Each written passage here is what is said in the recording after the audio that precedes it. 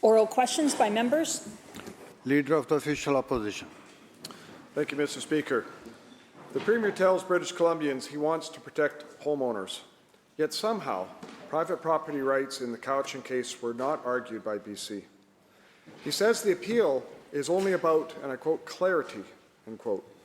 Here's some clarity that the Premier could provide the people of British Columbia. Cabinet, no doubt, has received legal advice, likely warning his government to defend private property rights in court. Will the Premier waive Cabinet confidentiality and make public any legal opinions he or his Cabinet received regarding private property rights in the Cowichan case? Yes or no? Attorney General. Thank you, Mr. Speaker. I have to confess it's a strange request, given that all of our legal documents and our arguments are on the public record and filed for everybody about what the arguments we made in that case. I just want to assure the public, as I do every time I stand up here and speak about this, is that we're taking this very seriously, including the protection of private property owners.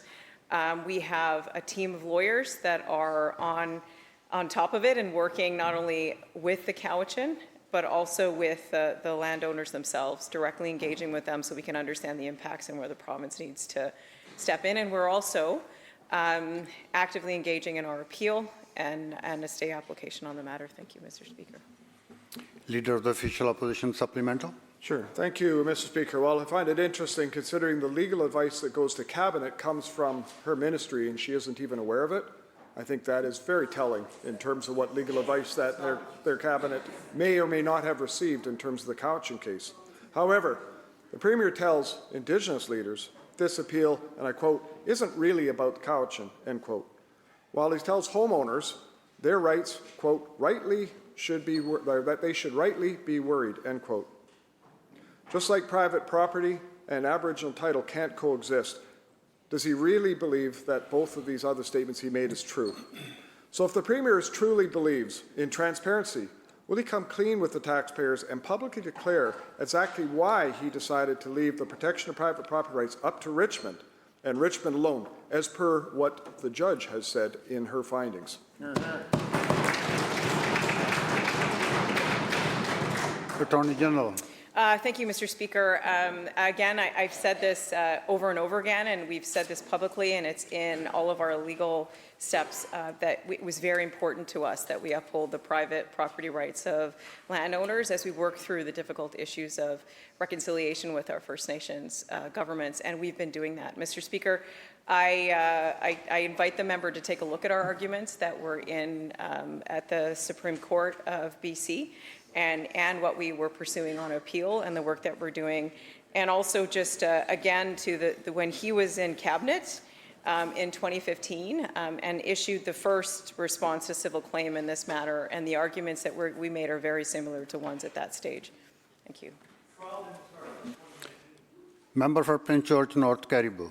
Thank you, Mr. Speaker.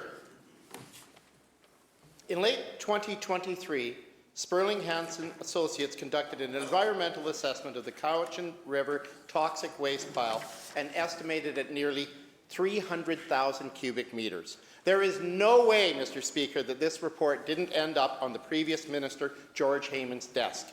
Can the Environment Minister please confirm whether or not her ministry received this report? Minister of Environment.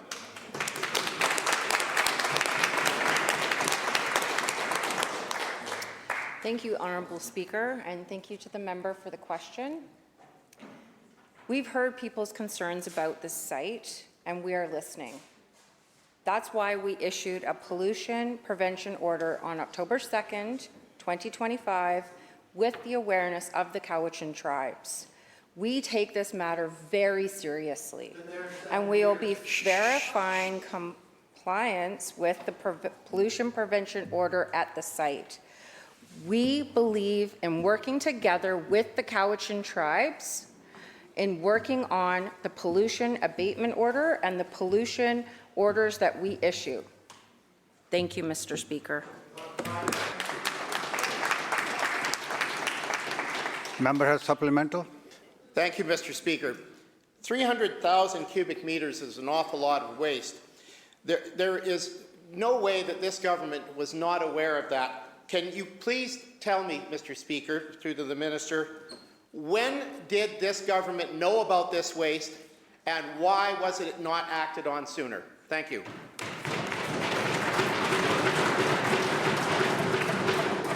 Minister. Thank you, Honourable Speaker, and thank you again to the member for your questions. And I have to disagree. We have a variety of tools that we use in the Ministry of Environment to use these tools to protect the environment and look at illegal waste dumps. The responsibility of the cleanup rests with the polluter. And the province, our role here is to ensure that those cleanups are done. And we will continue to do this work, Mr. Speaker, with the Cowichan tribes and with all of our community members.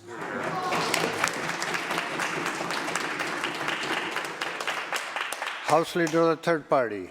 Thank you, Mr. Speaker. In British Columbia, Mr. Speaker, Indigenous women make up 4% of the population, yet 49%, or roughly 1 in 2 women in provincial custody, are Indigenous. Public Safety Canada tells us it costs over $250,000 per year to incarcerate an Indigenous woman and almost $150,000 to incarcerate an Indigenous man. Imagine what redirecting even a fraction of those funds could do if invested instead in vocational training, education, food security, and stable housing. This government committed to implementing the BC First Nations Justice Strategy in 2020, and it is intended to lead to better outcomes in the justice system for Indigenous people. So, through you, Mr. Speaker, to the Attorney General, when will this government fully implement the BC First Nations Justice Strategy and protect Indigenous people from unjust incarceration and police aggression? Attorney General. I just want to thank the member for the question. It allows me to talk about some very important work that we're doing with the First Nations Justice Council. In a short amount of time, we were able to open up 15 Indigenous Justice Centres across the province, 15.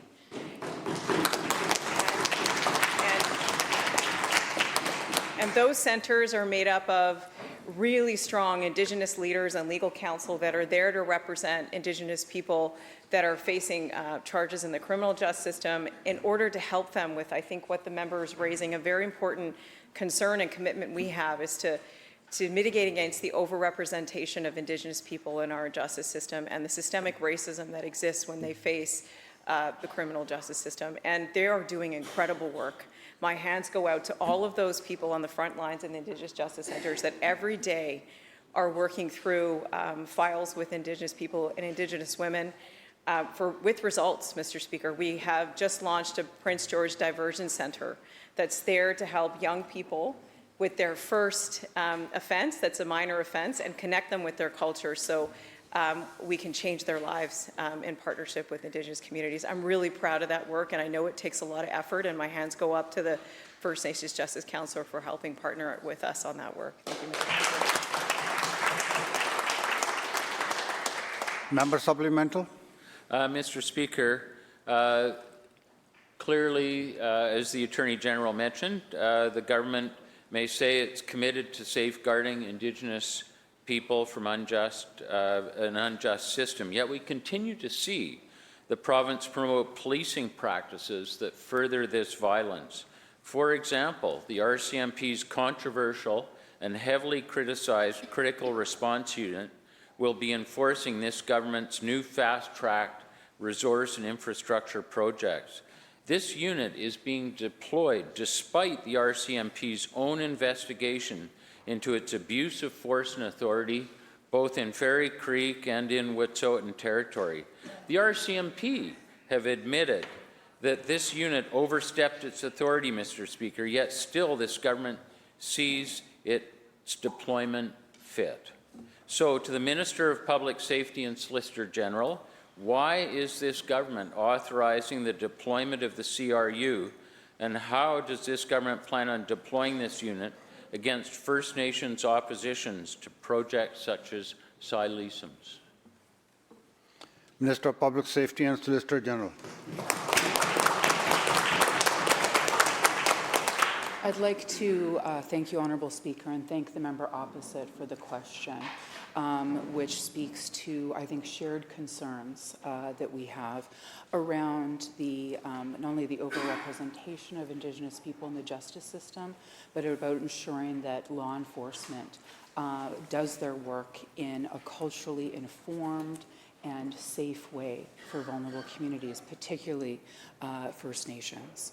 This is why our ministry works in partnership with the Ministry of the Attorney General on the Indigenous Justice Strategy and on closely working with police, including the RCMP. My ministry meets with representatives of First Nations communities on a regular basis, including most recently at the First Nations leadership gatherings, to hear directly about concerns, about any concerns about the RCMP, so that in the work of superintendents, my ministry can work with law enforcement very directly to ensure that communities, Indigenous communities, are safe. Leader of the Fourth Party. Thank you, Mr. Speaker. For 4 years, the Kamloops Indian Band has been pretending to have found the remains of 215 murdered children, perpetuating the worst lie in Canadian history. And instead of defending British Columbians from this baseless allegation of mass murder, the Premier, who I see is not here today, lashes out at anyone. Member, we don't identify members who are here or not. Retracted, Mr. Speaker. The Premier lashes out at anyone who dares to question the claim. Now, Mr. Speaker, the very same band is advancing an Aboriginal title claim over the entire city of Kamloops, a land grab that threatens the private homes of 100,000 private residents. I condemn this band's outrageous and opportunistic claim, and I pledge my full support to the innocent and hardworking people of Kamloops. My question to the Premier is this: whose side is he on? The homeowners of BC or the tribes seizing title to their properties? Attorney General. Mr. Speaker, I find myself often at a loss for words when this member raises what is a very painful and shameful line of denialism for a residential school on behalf of survivors in this House. I want to condemn that.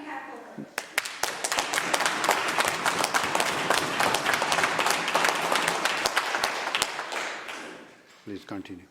Mr. Speaker, we stand on the side of survivors that are searching for the truth and searching for us to stand with them in pursuit of that truth, and we will continue to do that every day.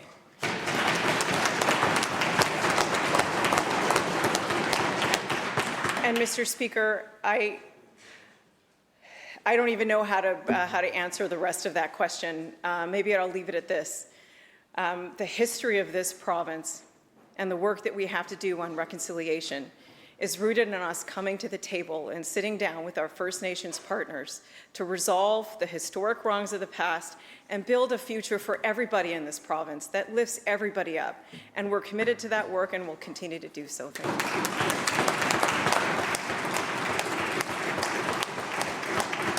you. Leader of the Official Opposition Supplemental. Speaker, it is obvious that this government won't defend the private homes of British Columbians. It's obvious. From the very arguments that were made in the Cowichan case, where the best and strongest argument was pulled deliberately by the former then AG, neither will our courts defend the private properties of British Columbians. The disaster in Richmond was the inevitable result of nearly 50 years of court rulings that expanded Aboriginal title. Why would they stop now? Just like our Premier, they believe that it was an unforgivable sin for our founders to assume control over these lands and create a fee-simple title system. Just like our Premier, they plan to give away citizens' money, land, and power to tribal chiefs forever to pay for that sin.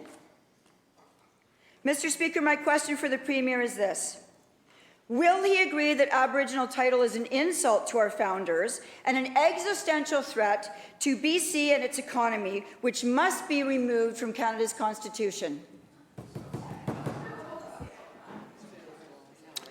Attorney General. Thanks, Mr. Speaker. I've answered this question already. Thanks.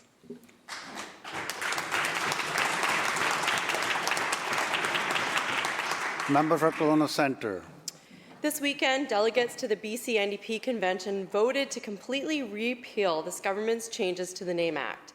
When defending his own bill, the Minister of Energy said, quote, allowing dangerous offenders to hide their identity through a legal name change is extremely troubling to victims and their family and can result in safety concerns for members of the public.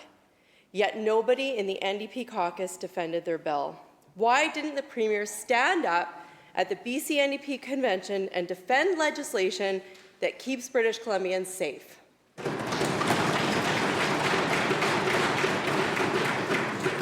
Government House Leader.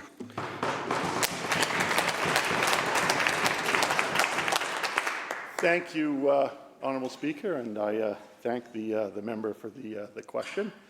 And I'm happy to let the member know that the Premier's made it clear that if there's unintended consequences to the piece of legislation that the member is raising about, we will address those. But one thing is absolutely clear, Honourable Speaker. We will not allow those who commit criminal acts to escape their criminal record by changing their name. That's plain and simple, Honourable Speaker. Though I must admit, I do find it somewhat interesting when the member talks about, reactions at party conventions, about their own party convention, Honourable Speaker. Their own party convention, Honourable Speaker. When the opposition leader used his speech to attack Elections BC and Dr. Bonnie Henry, Honourable Speaker, no one spoke against that, Honourable Speaker. When a guest speaker unfairly attacked a member of the press gallery, the delegates stood and applauded, Honourable Speaker, and not one member on that side of the House stood up, Honourable Speaker. Honourable Speaker, we've made it clear. We will deal with unintended consequences, but let's be also clear. Stop it. Those who commit Members, a criminal act are come not to going to be order. allowed to escape their record Come by to order. changing their name.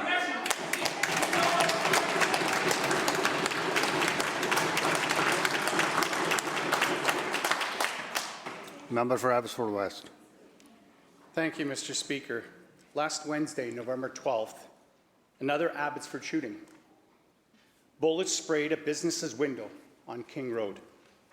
The 9th shooting since September 1st in Abbotsford alone, and still no charges in any of these cases. This past Sunday, yesterday, I attended the funeral of a well-respected businessman that our community is still mourning. Not a single NDP MLA showed up. Can the Minister of Public Safety promise that no more Abbotsford families will have to mourn another senseless loss before Christmas? Yes or no?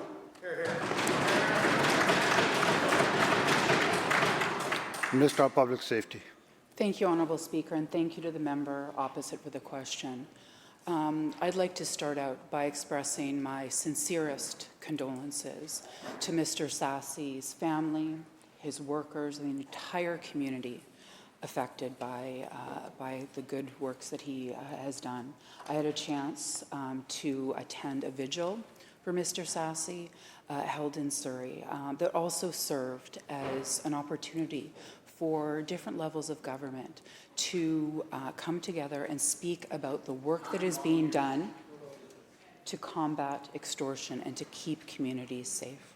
And I've had the chance to engage with business owners, with families who are scared, and which underscores our singular focus on disrupting these crimes, stopping these crimes, and keeping members of the community safe.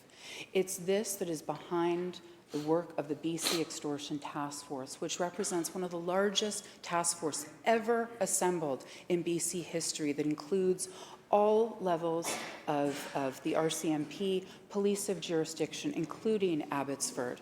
It includes the members from the CFSEU, the Combined Forces Special Enforcement Unit. It includes members from the Canadian Border Service Agencies, and we are starting to see real results from their work that is coordinated and comprehensive, including arrests and charges and removals from Canada in accordance with laws. Mr. Speaker, this government and my ministry will not rest until those perpetrating these crimes are held to account and our communities are safe. Member for Abbotsford South. Thank you very much, Mr. Speaker, and through you to the Solicitor General. You know, condolences. This family wrote a letter. They don't need your condolences, they need your action. That's what they need. Abbotsford ranks the 3rd highest in Canada for extortion-related incidents and #1 per capita, Mr. Speaker. Families and businesses are being targeted, threatened, and traumatized. I've received the personal phone calls. When will this Premier come to Abbotsford, look people in the eye, and tell them when the shootings will stop?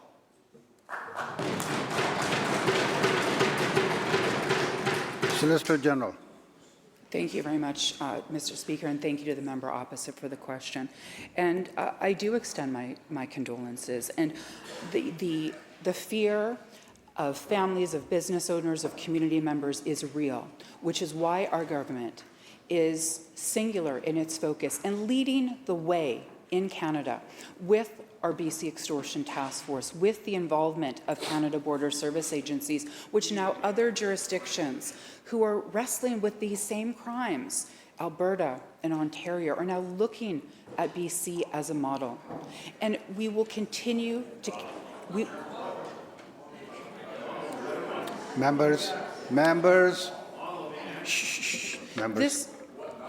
Shh. Members. I'd appreciate the opportunity to answer.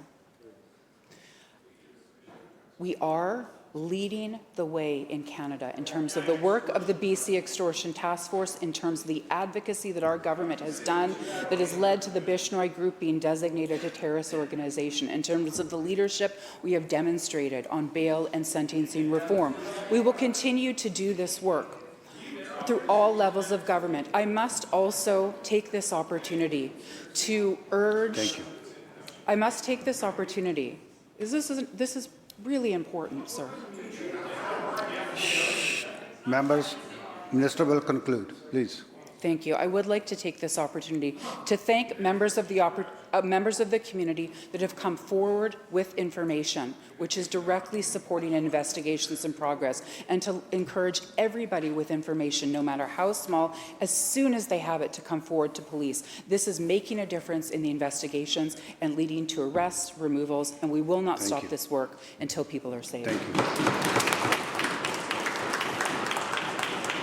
you. Member for Surrey North. Thank you, Mr. Speaker. Yesterday, I was at Darshan Singh Sasi's funeral. I am sick and tired of going to this kind of funerals.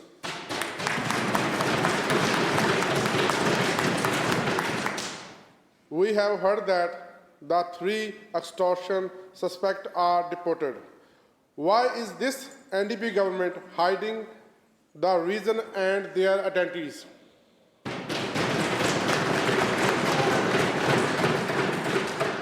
Solicitor General. Thank you very much for the question, and thank you to the member for referencing the work of Canada Border Service Agencies, which is an integral partner in Members. Excuse me? Members, let the minister answer, please. Minister. Shh. Members, come to order. Please continue. So the suggestion that we are withholding or names or protecting criminals, frankly, is absurd and is stoking fear, which is not helping the situation. CBSA is a federal agency, a key member of the task force, but Ottawa sets the rules and controls this information. The province does not have these names and cannot access or release federal immigration information.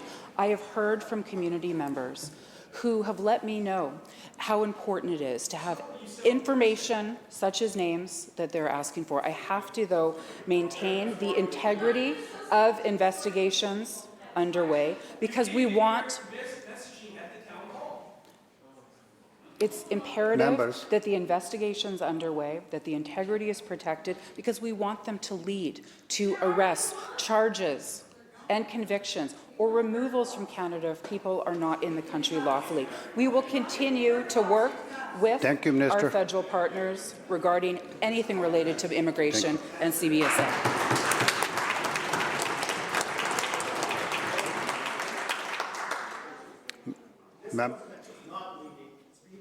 Member, let the chair recognize you. Richmond, Queensborough. This government is not leading. It's being reactive, not proactive. This extortion crisis is out of control. Lawyers are now being targeted. And if lawyers are being targeted, it's important to know whether judges and witnesses are also being targeted. Can this minister tell this House with absolute certainty that no judges and witnesses in BC have been targeted? Yes or no? Attorney General. Thank you, Mr. Speaker. These investigations are ongoing, and it's important that in order to keep the integrity of the system, that those names and who is part of those investigations is not really revealed here, and it's not going to further anybody's interest to do so. I want everybody to know that we are taking this very, very seriously. I take the opportunity to what the member raised this weekend, calling on the federal government, which we have advocated for specific changes, to consider extortion a terrorist organization, or terrorist charge. Mr. Speaker, I was surprised when he raised that, because had he looked at the criminal code or looked at what we have raised with the federal government of declaring the Bishno Gang a terrorist organization, if he would have looked through that, he would know that because of the work that we were done, and anything that's committed on behalf of a terrorist group is a terrorist offense, including extortion. So we are doing the work to make sure that our criminal code and everything is there for us to go after these people. Thank you, Mr. Speaker. Member for Abbotsford Mission. Mr. Speaker, a woman in Abbotsford is now facing 13 sex offense charges, including luring and trafficking a minor. While she was at large, parents had no warning at all. Mothers like me are terrified for our children's safety in this province. Will the minister commit today to issuing immediate public alerts when a child sex offender is wanted? Yes or no?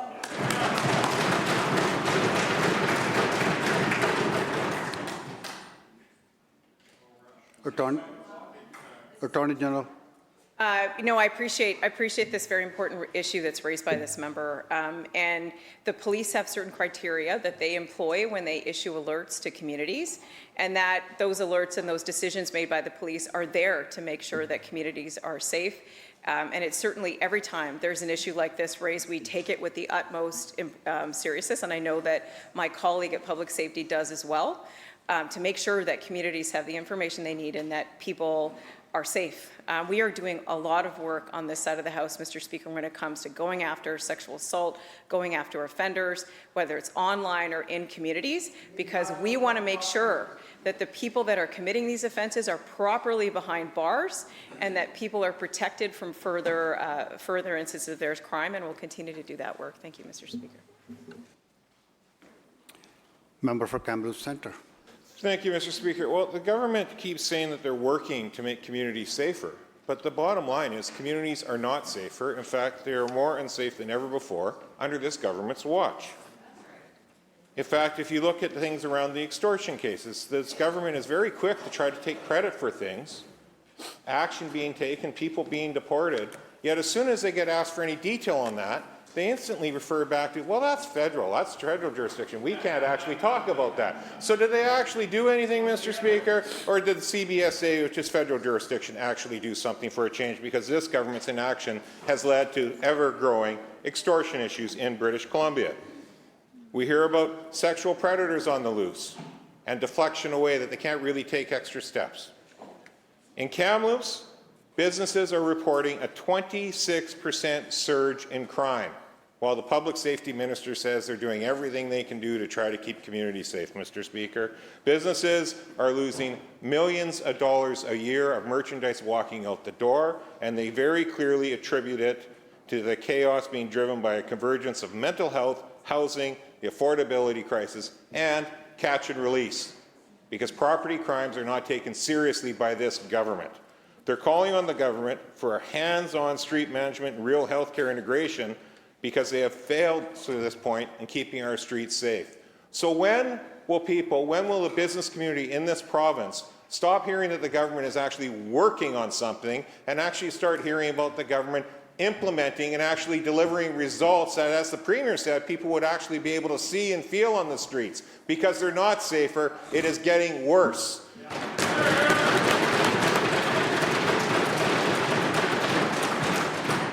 Attorney General. Thank you, Mr. Speaker. I'm happy to talk about results. The results that we're showing for British Columbia is on a very important issue that's out there, and that's public safety. The REVOI program, the Repeat Violent Offender Initiative, that's circling around over 400 of the most violent offenders Members, please. In the system, and going from an individual who was responsible for hundreds of calls to the police a month to none. That's a result in a community, Mr. Speaker. I want to talk a little bit also about the bail reform, bail and sentence reform that we put on the agenda through BC's leadership that is dealing with the types of property crime that the member's raising, to saying that if somebody is coming before this justice system over and over again, there needs to be respect for the law. Those individuals need to have accountability. So right in there in the bill that's before the House and the federal government is BC's work reflected in that criminal code change to make sure that those people that are causing those the most impacts on the communities are held and not causing those impacts. We'll keep at it, Mr. Speaker, until all communities feel safe in this province. Thank you. The bell and the question, please.